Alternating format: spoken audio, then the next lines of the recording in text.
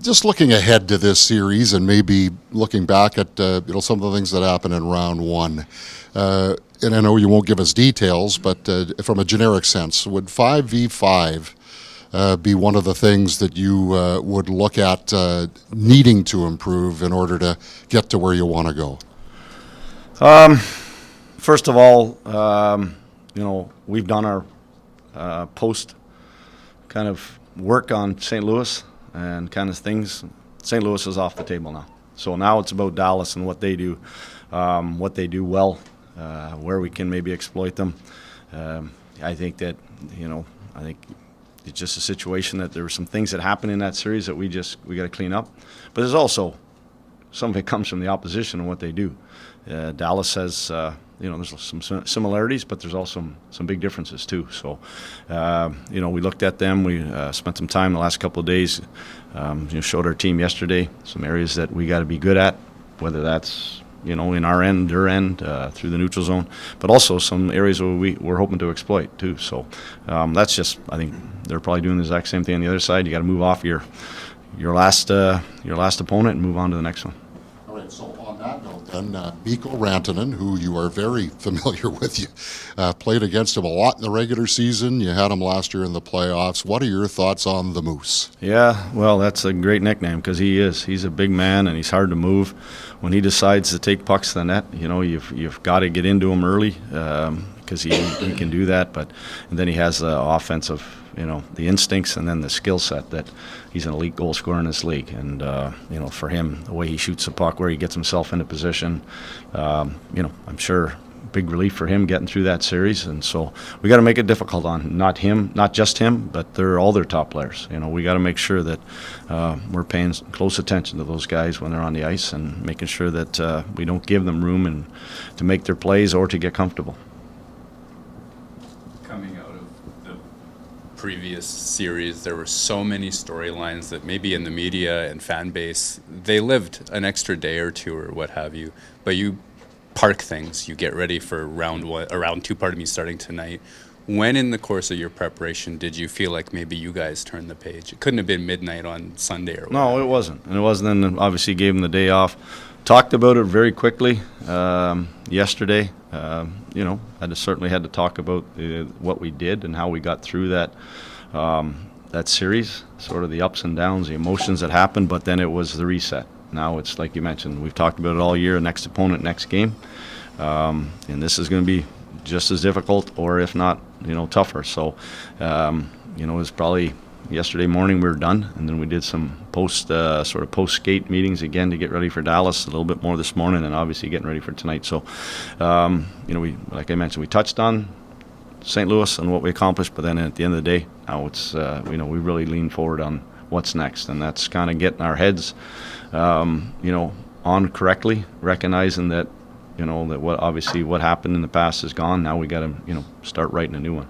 Scott, I imagine you're going to say game time decision about Mark, but considering that he was at 1C through all the rushes, first power play unit, how did he look to you, and what process is he going to go through this afternoon? Decision. Everybody's game time decision. Everybody that's on that ice today is a game time decision.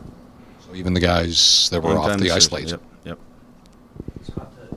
Pete, for a long time, when you were in New York, he was in New Jersey. You've seen him a lot in the Central. What do you anticipate from the chess match in this round here? I don't think it's going to get any different. I actually had a chance to work with Pete at the World Championships. Great guy, great coach. He's certainly his record. He coached a few different teams. He's been to this level and actually next level. Certainly his teams are well prepared.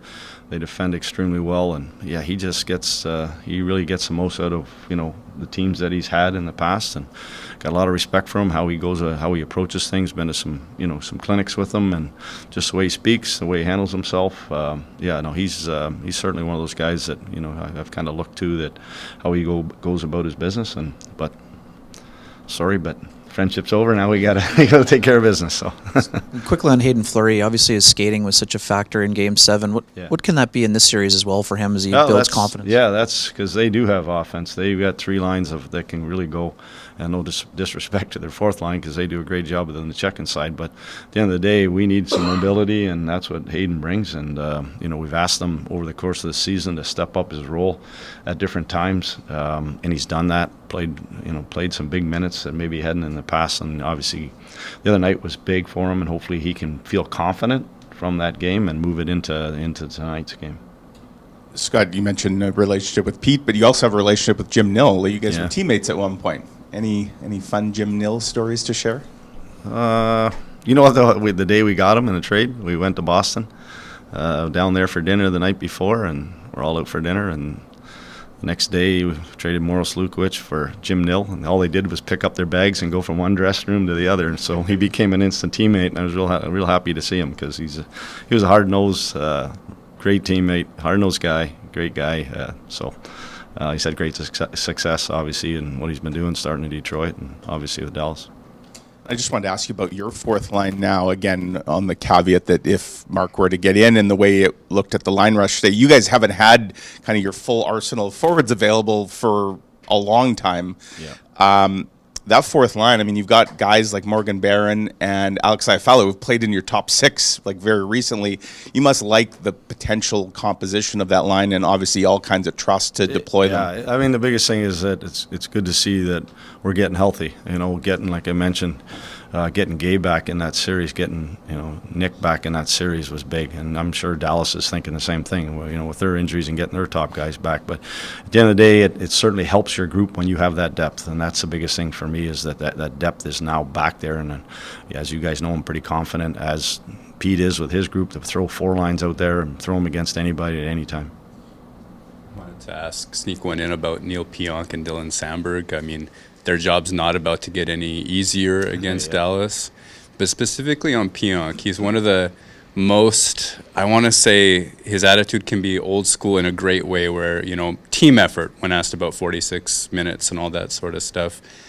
Can you put into words his personality impact on the team where he's calm and funny and he sort of chooses his spots like that? Yeah, he's extremely popular in that room.